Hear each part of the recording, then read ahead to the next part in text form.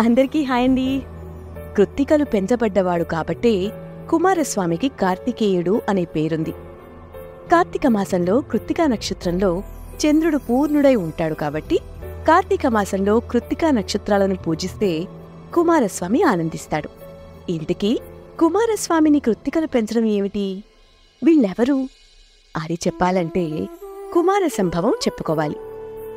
ఇంతకుముందు ఎపిసోడ్స్లో దక్షుడు యజ్ఞం చేయ సంకల్పించి సమస్త లోకానికి ఆహ్వానం పంపి తన అల్లుడైన పరమేశ్వరునిపై గల చులకన భావంతో శివునికి మాత్రమే ఆహ్వానం పంపలేదని, సతీదేవి తన తండ్రి చేస్తున్న యాగానికి వెళ్లి అవమానం భరించలేక దేహత్యాగం చేసుకుందని, వీరభద్రుడి విలయ తాండవంతో యజ్ఞాన్ని సర్వనాశనం చేసిన తర్వాత శాంతించిన పరమేశ్వరుడు మేక తలను అతికించి దక్షుణ్ణి బ్రతికించి యజ్ఞం పూర్తి చేయించాడని చెప్పుకున్నాం.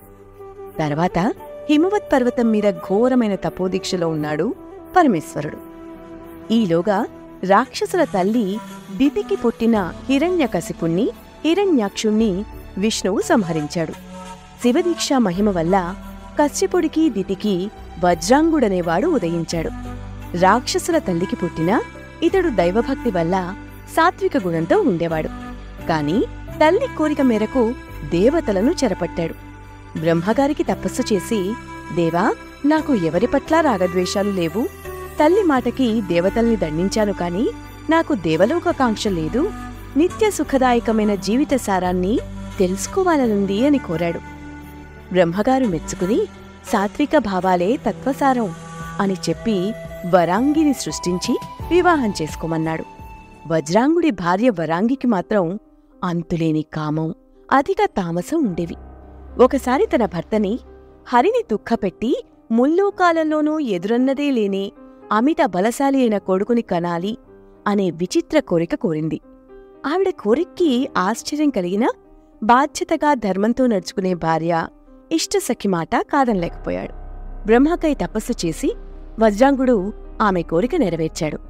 వాళ్లకి పుట్టినవాడు పుట్టడంతోనే లోకాలన్నీ గడగడలాడి మరీ సోకించాయి. వాడే తారకుడు. వాడు తండ్రిని మించిన బ్రహ్మ తపస్సు చేసి బ్రహ్మను మెప్పించి, ఓ బ్రహ్మదేవా, నిజంగా నా తపస్సుకి నువ్వు మెచ్చితే నాకు అపారమైన అనంతమైన శక్తియుక్తులుండేలా చెయ్యి, విశ్వ విజేతను చెయ్యి, నాకు చావు లేకుండా చెయ్యి.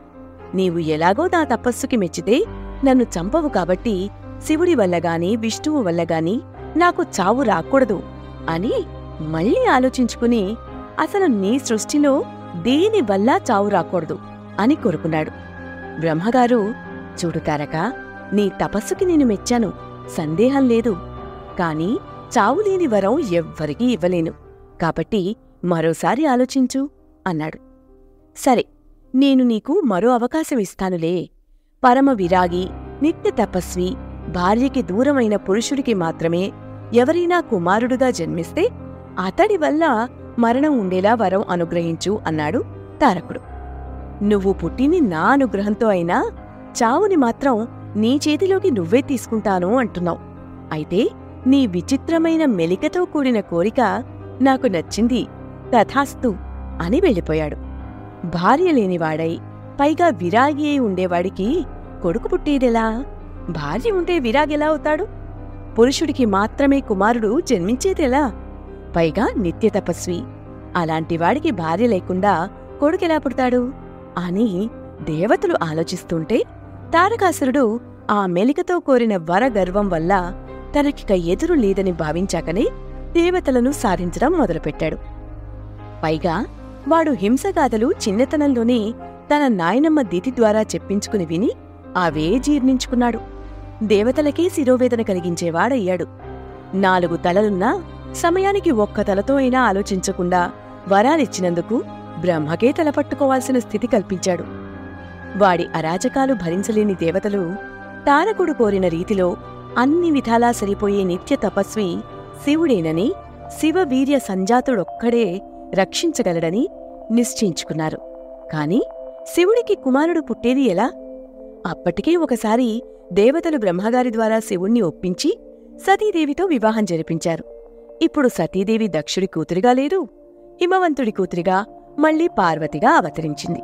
అయితే తపోదీక్షలో ఉన్న శివుణ్ణి మళ్లీ వివాహానికి ఒప్పించేది ఎవరు అనేది దేవతలకు అర్థం కాలేదు.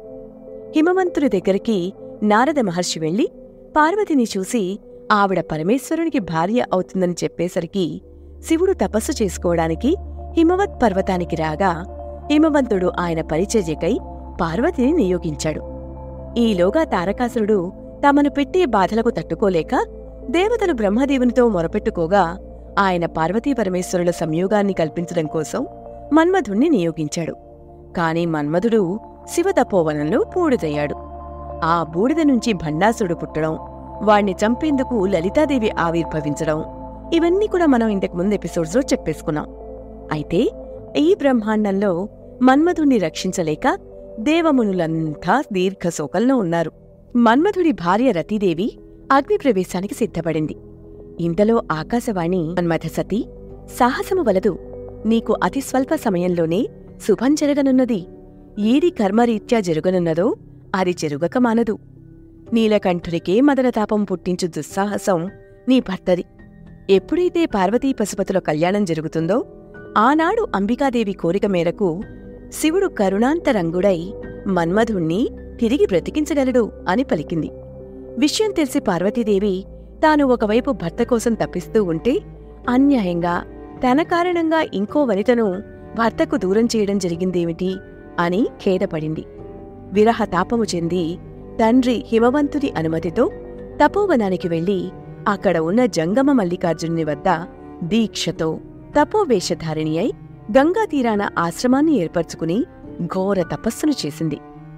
దేవతలందరి ప్రార్థనతో పరమేశ్వరుడు సన్యాసి వేషంలో తపస్సు చేస్తున్న పార్వతిని పరీక్షించి అనంతరం తన తరపున పెళ్లి విషయం మాట్లాడేందుకు సప్త ఋషులను హిమవంతుని వద్దకు పంపి పెళ్లి నిశ్చయం చేసుకుని వివాహమాడాడు. దేవతలు సంతోషించారు. యోగి శ్రేష్ఠుడు, నిర్వికారుడు అయిన శంకరుడు మన కోసం వివాహం చేసుకున్నాడు. బానే ఉంది. ఇప్పుడు ఈ యోగికి భార్య ఉంది, సంతానం కలగాలి. కాని భార్యకి దూరమయ్యి ఆయనకి మాత్రమే కుమారుడు పుట్టేది ఎలా? ఈ చిక్కుముళ్ళు తీసేదెవరు? ఈ తారకాసురుడి నుంచి మమ్మల్ని కాపాడేదెవరు అని దేవతలు నారాయణ్ణి అడిగారు. దానికి విష్ణువు, ఓ బృందారకులారా, చింతించకండి, మనకు శుభాలు ప్రాప్తిస్తాయి. ఆదిదంపతుల విహారాన్ని విరమించలేము. తగిన సమయం ఇంకా రాలేదు. గడువు పూర్తి కాగానే అక్కడకు వెళ్ళి ఆ శివ తేజస్సును భూమి ధరించేటట్లు మీరు చెయ్యగలిగితే ఆ తేజస్సు నుండి కుమారుడైన స్కందుడు జన్మించగలడు అన్నాడు. మరోవైపు గంధమాదన పర్వతం మీద పార్వతిపై గల చిత్తసంగమం వలన రేపవళ్ల కొలత లేక 100 ఋతువుల కాలమును శివుడు పార్వతితో గడిపాడు. అయినా సముద్ర జలములలో ఉన్న అగ్నికి సముద్రపు నీటితో తృప్తి లేనట్టు శివుడికి కూడా తృప్తి తీరలేదు. శక్తి శివుల లీలావిహార రూపమైన లాస్య తాండవాలను భరించలేక భూమి కంపించింది. లోకాలన్నీ తల్లడిల్లాయి. ఓ రోజు శివుడు పార్వతీదేవితో కామక్రీడలో ఉండగా మనోహరమైన ఆవిడ స్వరాన్ని అనుసరిస్తున్నట్లుగా శబ్దము చేస్తున్న ఎర్రని కళ్ళు ఉన్న పావురాన్ని చూశాడు శివుడు. తెల్లని నురుగుముద్దలా ఉన్న ఆ పావురాన్ని క్షణకాలం చూసి అభినందించాడు. ఇంతలో అది మాయారూపం ధరించిన అగ్నిదేవుడని తెలిసి ఆ సమయంలో వచ్చినందుకు కనుబొమ్మలను ముడివేసి భయంకరుడయ్యాడు. అప్పుడు అగ్నిదేవుడు, ఓ ప్రభూ, ఈ జగత్తులకన్నింటికీ నీ ఒక్కడవే ఆధీసుడు. అందువలనే ఇంద్రాది దేవతలకు వచ్చిన ఆపదలను తొలగించువాడవు నీవని పార్వతీదేవితో ఏకాంతమునందు 100 ఋతువుల కాలము గడిచిపోయినా కుమారుడు రాలేదని, దేవేంద్రుడికి నీ దర్శనం లభించలేదని దేవతలు పంపారని నిన్ను వెతుక్కుంటూ ఈ పావురం రూపం ధరించి నీ వద్దకు వచ్చానయ్యా. మా అపరాధం ఉంటే మన్నించు. ఇప్పటికే ఈ కార్యం కోసం మన్మధుడు నీ కోపాగ్ని జ్వాలకి బూడిదైనాడు. శత్రువు హింసతో అల్లాడే మా ఇంద్రాదులకు రక్ష ఎవరు? తారకుడి కోరికలో ఉన్న చిక్కుముళ్ళు విప్పేదెవరు? పరమ విరాగివైన నీకు పుట్టే బాలుడు వచ్చే దారేదో నీవే చెప్పు తండ్రి అని దీనంగా అడిగాడు. భక్తపరాధీనుడై శివుడు కుమారుణ్ణి సృష్టించుటకై ఏమి చెయ్యాలి అని ఆలోచించి, నేను నిమగ్నున్నై ఉన్న కార్యం వేరు, నీవు అడుగుతున్న దేవకార్యం వేరు. ఇలా నేను నా భార్యతో రమించే వేళ నా ఏకాంతానికి అడ్డు కలిగించిన దానికి నీవు దేవతలు ఎన్నో అవమానాల పాలవుతారు. సరే, జరగాల్సిందేదో జరగాలి. ఇప్పుడు నా నుండి జారుతున్న తేజస్సును సమర్థులైన వారు గ్రహించుదురుకాక అని ఆ ప్రళయకాలపు వీర్యమును అగ్నియందు ఉంచాడు. శివుని రేతస్సు తన మీద పడేసరికి అగ్నిదేవుడు కాంతిహీనతను పొందాడు. శివుని రాక ఆలస్యమైందని పార్వతీదేవి వచ్చి తమ ఏకాంతాన్ని భంగపరిచాడని కోపించి, ఓ అగ్నిదేవా, శివతత్వం తెలియక శివతేజస్సు గ్రహిస్తావా? నీవు భక్షాభక్ష పదార్థములన్నింటినీ తినువాడవు కమ్ము, భయానకమైన కర్మలను చేయువానివి కమ్ము, కుష్ఠరోగముతో బాధపడువాడువి కమ్ము, పొగ గర్భన్నందు కలవానివి కమ్ము. దేవతాగణములు పరమ దుర్మార్గులు నీ స్వార్థాన్ని సాధించుకోవటం కోసం మా విహారానికి భంగం కలిగించారు. ఈనాటి నుండి దేవతల భార్యలు కూడా పిల్లలు లేకుండా ఉంటారు అని శపించింది. శివుడు అగ్నిదేవునితో, వెంటనే నా తేజస్సుని చేరవలసిన చోటకి చేరిస్తే నీకు స్వస్థత చేకూరుతుంది అని వెళ్ళిపోయి పార్వతీదేవిని ఓదార్చి అలంకరించాడు. గంధర్వులు పాటలు పాడారు. ఒకవైపు పార్వతీదేవి వలన దేవతలు శాపాలు పొందారు. మరోవైపు శివతేజస్సు అగ్నిదేవుణ్ణి దహించి వేస్తోంది. అగ్ని శివతేజస్సును భూమిపై దులుపుకునే ప్రయత్నం చేశాడు. భూమి తట్టుకోలేకపోయింది. ఆ తేజస్సు భూమిని తాకుతున్న కొద్దీ స్వర్ణకాంతులు చిమ్ముతూ పర్వతాకారంలో అంతరిక్షం వరకు ప్రకాశిస్తోంది. అగ్నికి దుఃఖం, మంటలు తీరట్లేదు. దేవతా సార్వభౌముడైన దేవేంద్రుడు శివవీర్యాన్ని తట్టుకోలేకపోతున్న అగ్ని పరితాపం తగ్గే మార్గం ఆలోచించి, గంగానది దేవత పూర్వం మా భక్తితో సంతోషపడింది. ఆమెలో నీవు స్నానం చేస్తే నీ దుస్సహా తాపమును ఆమె ఉపశమింప చేయగలదేమో అన్నాడు. ఇంతలో నారదుడు, ఓ వీతిహోత్ర, పర్వతరాజుకి మరో కూతురైన గంగాదేవిలో నువ్వు శివవీర్యం నిక్షిప్తం చేస్తే పార్వతీదేవికి ఆవిడ సోదరి కాబట్టి పార్వతీదేవి తన భర్త తేజస్సుని తన సోదరి స్వీకరించిందని కోపం తగ్గించుకోవచ్చు. నువ్వు గంగాదేవిని ఒప్పించే విధంగా మాట్లాడాలి అన్నాడు. వెంటనే అగ్నిదేవుడు గంగాదేవి దగ్గరికి వెళ్ళి, తల్లి, నీ వల్ల జగత్తులో ఒక మంచి కార్యం జరగాలి. దానికి నువ్వు గర్భం ధరించాలి. శక్తివంతమైన కుమారుడికి జన్మనివ్వాలి. అతనే లోకాలను పీడించే తారకాసురుణ్ణి వధించగలడు అనేసరికి అప్పటి వరకు ఆకాశగంగలా పారే గంగాదేవికి లోకాలను మంచి చేసే పనిలో భాగం తీసుకోవాలని అనిపించినా వివాహం కాకుండా గర్భం ఎలా దాల్చాలో అర్థం కాలేదు. అప్పుడు అగ్ని శివుని వీర్యం తనతో ఉన్న విషయం చెప్పి ఆవిడ ఒప్పుకుంటే అది తనలో ప్రవేశపెడతానన్నాడు.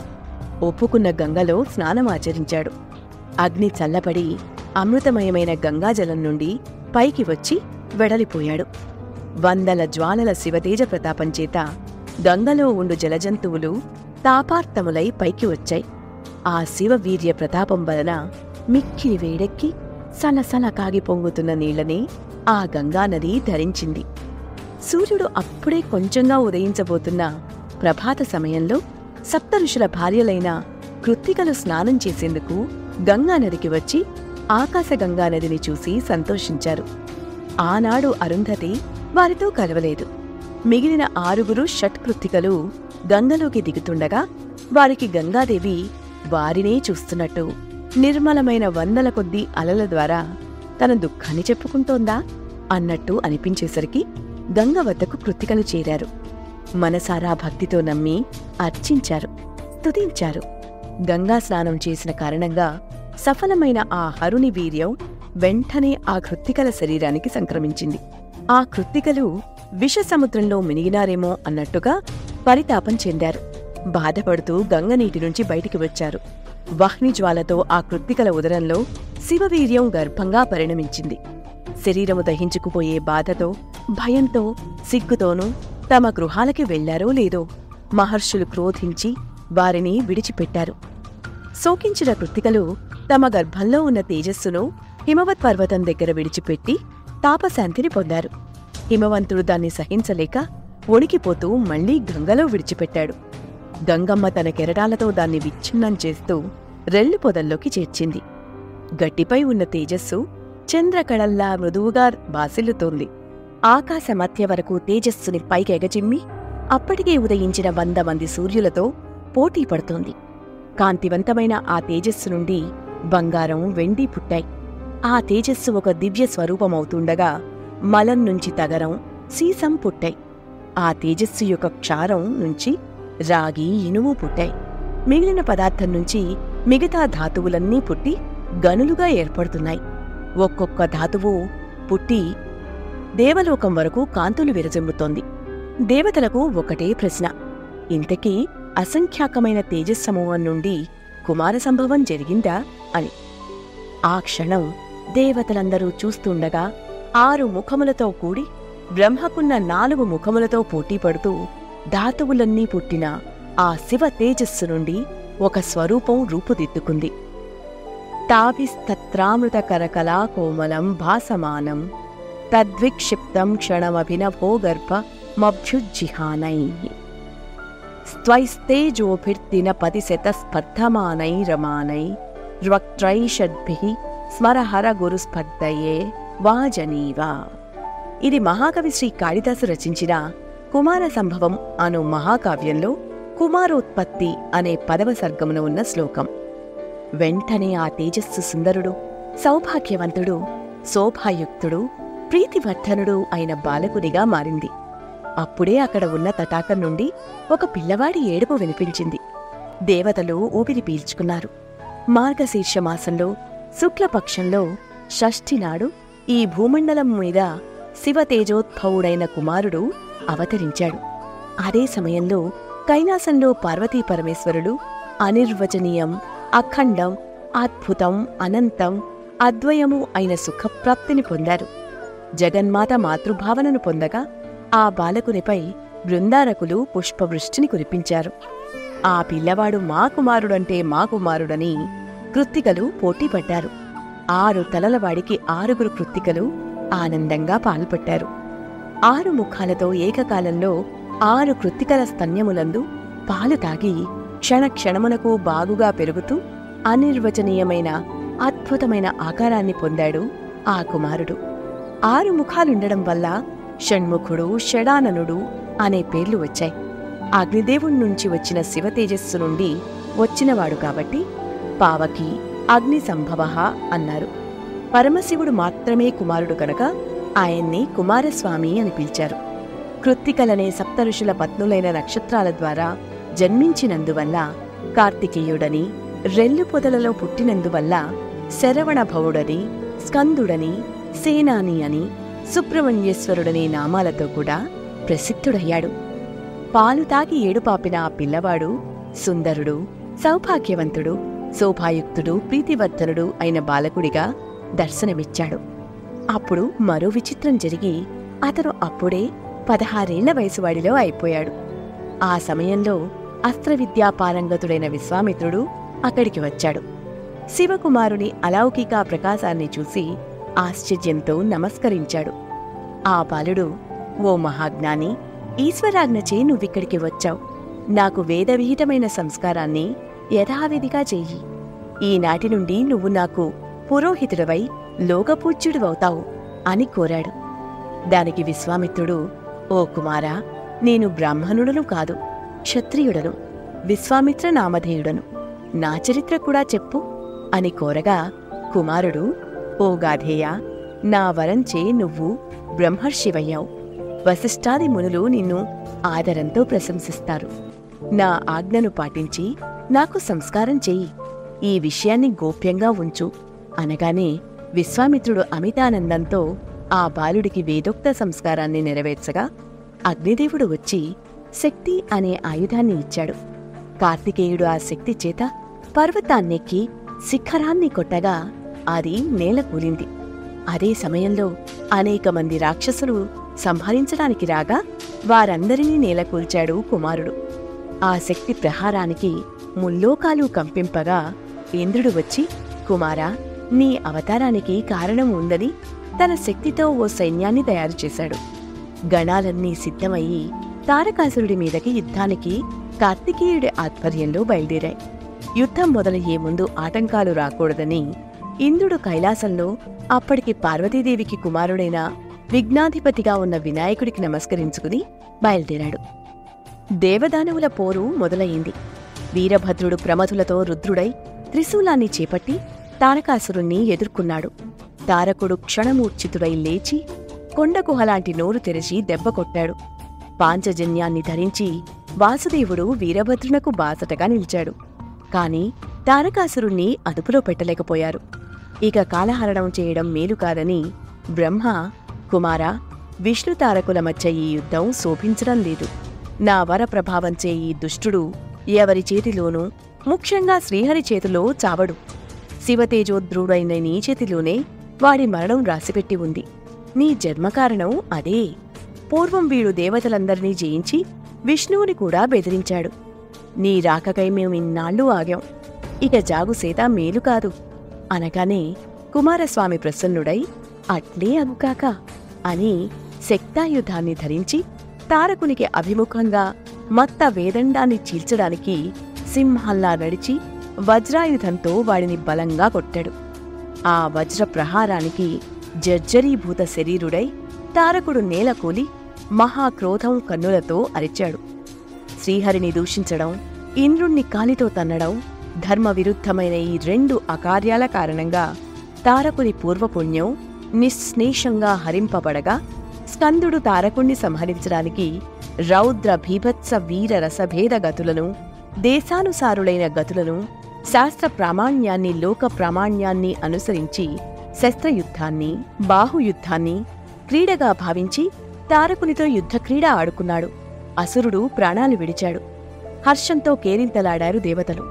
గంధర్వుల బంధాలూడాయి. గుహ్యకులు బాహ్య సంచారులయ్యారు. యక్షులకు అధిక్షేపాలు తప్పాయి. పితరుల భీతి సత్తుమణిగింది. వసువులకు ప్రాణాలు నిలిచాయి. రుద్రులకు ఉపద్రవం తప్పింది. అందరూ సంతోషించారు, ఒక్క పార్వతీదేవి తప్ప. కార్తికేయుడు యుద్ధంలో గెలిచి కైలాసానికి వస్తున్నాడని తెలిసి శివుడు పార్వతీ దగ్గరికి వెళ్లి, దేవి, ఎందుకీ కోపం? నిజానికి కార్తికేయుడు నాకు మాత్రమే పుడతాను అన్న సనత్కుమారుడి అంశం. అప్పుడు నీకు కూడా కొడుకు అనిపించుకునేందుకు భస్మాసురుడి వెతకై తటాకంగా మారానని, ఆ తటాకం దగ్గర పుట్టాలని సనత్కుమారుణ్ణి కోరావు. ఇప్పుడు ఈ కుమారుడు అదే తటాకం దగ్గర రెల్లుపోదల్లోకి చేరి నీ అంశ అయిన కృత్తికల పాలు తాగి రాక్షస సంహారం చేసి వస్తున్నాడు. మరి నీ కుమారుణ్ణి ఆహ్వానించవా అని చెప్పేసరికి శాంతించిన పార్వతీదేవి కుమారస్వామిని కైలాసానికి స్వాగతించింది. రతీదేవి ప్రార్థనలు విని మన్మధుణ్ణి తిరిగి బ్రతికించమని కోరింది. మన్మధుడు రతీదేవికి మాత్రమే కనిపించేటట్లు వరాన్ని ప్రసాదించాడు శివుడు. ఈ మన్మధుడే శ్రీకృష్ణుడికి, రుక్మిణీదేవికి ప్రద్యుమ్నుడిగా జన్మించాడని మనం చెప్పుకున్నాం. అలా కార్తికేయుడి జననంతో తారకాసురుడి కథ ముగిసింది. కాని కథలో 2వ భాగం ఇంకా ఉంది. ఈ తారకాసురుడికి 3 కొడుకులు. వారిని త్రిపురాసురులు అంటారు. ఈ ముగ్గురిని మహాశివుడు కార్తీక పౌర్ణమి రోజున సంహరించాడు. అది మనం ఇంకో ఎపిసోడ్లో చెప్పుకుందాం. రామాయణాంతర్గతమైన స్కందోత్పత్తిలోని శ్లోకం భక్తశ్చ యః కార్తికేయే తాకుత్స భువి మానవః ఆయుష్మాన్ పుత్రపౌత్రైశ్చ స్కందసాలోక్యతాం వ్రజేత్. ఓ కాకుత్స, ఈ లోకమునందు కార్తికేయునిపై ఎవరైతే భక్తి శ్రద్ధలతో కలిగి ఉంటారో వారు దీర్ఘాయుష్వంతులై పుత్రపౌత్రులను పొంది అనంతరం స్కందలోకమును పొందుతారు అని ఈ షణ్ముఖ ఆవిర్భావాన్ని బాలకాండలో అరణ్యానికి రామలక్ష్మణుని తీసుకెళ్లిన విశ్వామిత్రుడు రాముడికి కూడా చెప్పాడు.